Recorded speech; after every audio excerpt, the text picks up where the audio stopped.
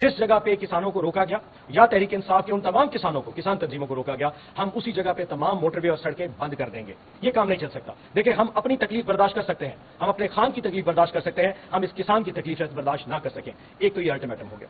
दूसरा अहम ऐलान यह है कि परसों इलेक्शन होने जा रहा है, बाई इलेक्शन।